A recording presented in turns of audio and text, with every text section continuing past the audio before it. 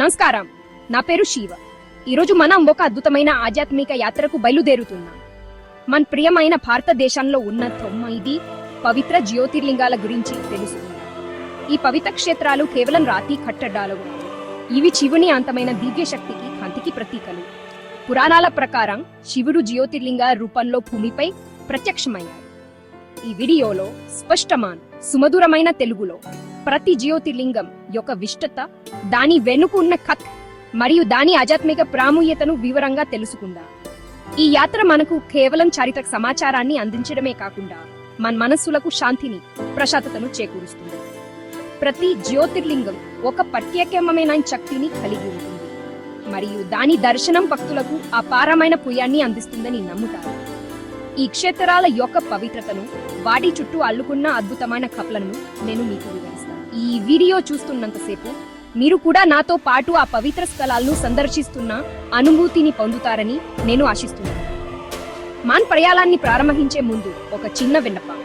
ఈ యాత్రలో మీరు పూర్తిగా లీనమవుతారు. మీ మనసును తెరిచి ఈ దివ్య క్షేత్రాల నుండి వెలువడే సానుకూల శక్తిని స్వీకరించండి. ఈ వీడియో మనందరికీ ఒక మారపురాని అనుభూతిని ఇస్తుందని నేను గట్టిగా నమ్ముతున్నాను. ఇంకెందుకు ఆలస్యం, మన ఆధ్యాత్మిక ప్రయాణాన్ని మొదలు శివ నామస్మరణతో మనం మొదటి జ్యోతిర్లింగాన్ని దర్శించుకుందాం.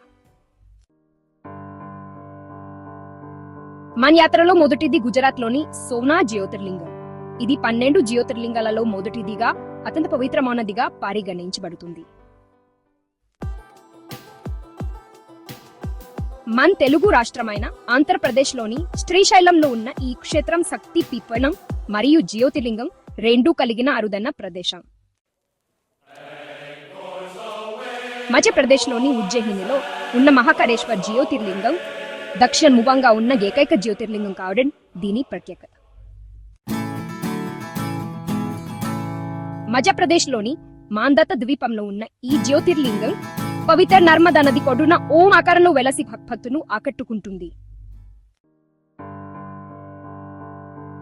హిమాలయాలలోని ఉత్తరాఖండ్ లో ఉన్న కేదార్నాథ్ జ్యోతిర్లింగం అత్యంత కఠినమైన యాత్రగా మరియు అత్యంత శక్తివంతమైన ఆధ్యాత్మిక కేంద్రంగా ప్రసిద్ధి చెందింది. మహారాష్ట్రలోని సహ్యాద్రి పర్వత శ్రేణులలో ఉన్న ఈ క్షేత్రం కుంభకర్ణుని కుమారుడైన భీమాసురుడిని శివుడు సంహరించిన ప్రదేశంగా పురాణాలు చెబుతున్నాయి. ఉత్తర్ ప్రదేశ్ లోని వారణాసిలో గంగా నది ఒడ్డున ఉన్న కాశీ విశ్వనాథ్ జ్యోతిర్లింగం హిందువులకు అత్యంత పవిత్రమైన పుణ్యక్షేత్రాలలో ఒకటి. మహారాష్ట్రలోని నాసిక్ సమీపంలో ఉన్న ఈ జ్యోతిర్లింగంలో బ్రహ్మ, విష్ణును, మహేశ్వరులు ముగ్గురు లింగ రూపాల్లో దర్శనమివ్వడం విశేషం. మహారాష్ట్రలోని గుహల సమీపంలో ఉన్న కృష్ణేశ్వర్ జ్యోతిర్లింగం జ్యోతిర్లింగాలలో చివరిదిగా చారిత్ర ప్రాముఖ్యతను కలిగి ఉంది. చూశారు కదా, మన భారతదేశంలోని 9 పవిత్ర జ్యోతిర్లింగాల అద్భుతమైన చరిత్ర మరియు వాటి ఆధ్యాత్మిక ప్రాముఖ్యతలు. సోమనాథుని వైఖవం నుండి కృష్ణేశ్వరుని కరుమ వరకు ప్రతి క్షేత్రం శివత్వానికి ఒక ప్రత్యేకత.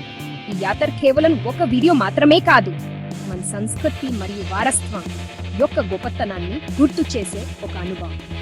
ఈ క్షేత్రాల గురించి తెలుసుకోవడం ద్వారా మానందరిలోనూ ఆధ్యాత్మిక చింతన పెరిగి మనస్సుకు శాంతి లభించిందని నేను భావిస్తున్నాను. ఈ ప్రయాణంలో నాతో పాటు పాల్గొన్న మీ అందరికీ నా హృదయపూర్వక ధన్యవాదాలు.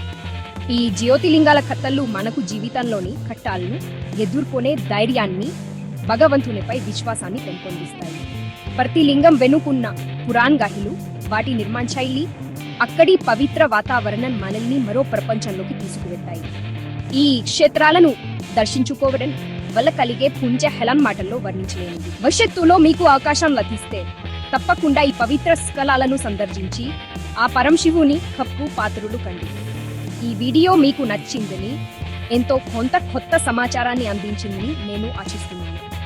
ఈ 9 జ్యోతిర్లింగాలను దర్శించుకోవడం ఎంతో పవిత్రమైనదిగా భావిస్తారు. మరిన్ని ఆసక్తికరమైన వీడియోల కోసం మా ఛానల్ను సబ్స్క్రైబ్ చేయండి. మీ ప్రోత్సాహమే మమ్మల్ని ఇలాంటి మరిన్ని మంచి వీడియోలు చేయడానికి ప్రేరేపిస్తుంది. గంట సింబల్ను నొక్కడం ద్వారా మేము కొత్త వీడియో పెట్టిన వెంటనే మీకు నోటిఫికేషన్ వస్తుంది. మరో అద్భుతమైన వీడియోతో త్వరలోనే మై ముందుకు వస్తాను. అంతవరకు సెలవు. ఓ నమ శివాయ్.